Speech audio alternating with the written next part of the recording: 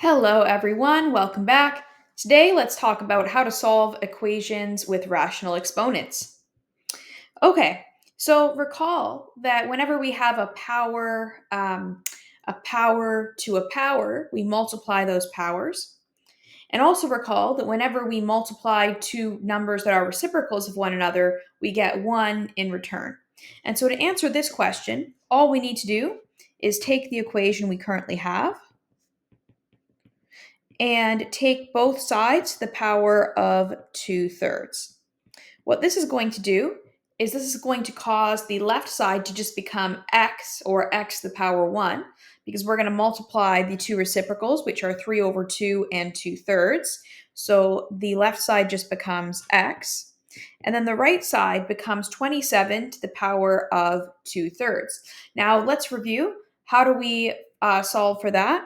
Well, we are going to find the cube root of 27 and square it, right? Because recall from previous videos that whenever we have a rational exponent, the denominator becomes the root and the numerator becomes the power. So in this case, we get the cube root of 27 and then squared. So what is the cube root of 27? Well, the cube root of 27 is 3, because 3 times 3 times 3 is 27. So we end up with 3 squared, and 3 squared is equal to 9. So the answer for this question is 9. Now, let's say we wanted to check our answer. Maybe we weren't really sure that 9 was the correct answer. We could plug 9 back into x in the beginning and say, is it true that 9 to the power of 3/2 is 27? And yes, that is true, right? Because if we take the square root of 9, we get 3, and then we cube 3 to get 27. And so, yes, that does work for us. Okay, let's do number 2. Number 2 says 4x all to the power of 5/4 is equal to 32. So we're going to use the same technique here that we did before, where we multiply the power. So we're going to take both sides to the power of the reciprocal of the power we currently have. So what that means is we're going to take both sides to the power of 4/5 and then simplify. So if we simplify the left side, we're just left with 4x, because once we multiply the reciprocals, we just get to the power of 1, which is the whole point of doing this. And then on the right side, it's going to be the fifth root of 32 to the power of 4, like that, right? Because recall that the denominator here, which is 5, on this here, the denominator becomes the root, and then we take it to the power of the numerator, which is 4. So what is the fifth root of 32? Well, 2 to the power of 5 is 32, so therefore it's 2. So 4x is equal to 2 to the power 4. Now, what is 2 to the power 4? 2 to the power 4 is 16. Therefore, 4x is equal to 16. And last but not least, if we divide both sides by 4, we get that x is equal to 4. And so that is the answer to that one. Okay, let's try number 3. So for number 3, we have x to the power of 2/3 minus 3 is equal to 5. So first thing I'm going to do is I'm going to add 3 to both sides to get x to the power of 2/3 is equal to 8. Then I'm going to take both sides to the power of the reciprocal of 2/3, which the reciprocal of 2/3 is 3/2.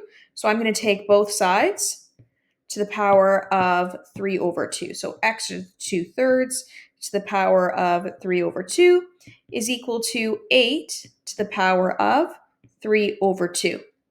Now then on our left side, x to the power of 2/3 to the power of 3/2 is just going to be x. And then for the second part, 8 to the power of 8 to the power of 3/2, this is going to be the square root of 8 cubed. Now, in this case, there is no square root of 8 specifically that is just an integer, right? Because 8 is not a perfect square. However, we can break this down a little bit more into that the square root of 8 is the same as the square root of 4 times the square root of 2. And the square root of 4 is 2. So square root of 8 is the same as 2 root 2. So what is 2 root 2 cubed? Well, 2, that's going to be 2 cubed times root 2 cubed. Now 2 cubed is 8. And let's see, root 2 cubed would be 2 root 2. Ooh, 2 root 2, which is equal to 16 root 2. So therefore the answer for this one is 16 root 2. All right, and let's do two more. Okay, this one says x plus 1 to the power of 1/3 is equal to 4. So for that one, first thing we're going to do is we're going to take both sides to the power of 3. So x plus 1 to the power of 1/3 cubed is equal to 4 cubed. Then the 1/3 and the cube, they'll multiply together. And so they're going to end up just being 1. So we're going to get x plus 1 to the power 1, which is just x plus 1, which, I mean, is kind of the whole point of us doing this, is equal to 4 cubed, which 4 cubed is 64. And then I'm going to subtract 1 from both sides to get that x must be equal to 63. All right, and last but not least, number 5. So for number 5, first thing we're going to do is take both sides to the power of the reciprocal of our exponent, which is going to be 3/4. So we're going to get 2x minus 5 to the power of 4 over 3 to the power of 3 over 4, which is going to be equal to 16 to the power of 3 over 4. Okay, then on our left, we're going to end up with just 2x minus 5.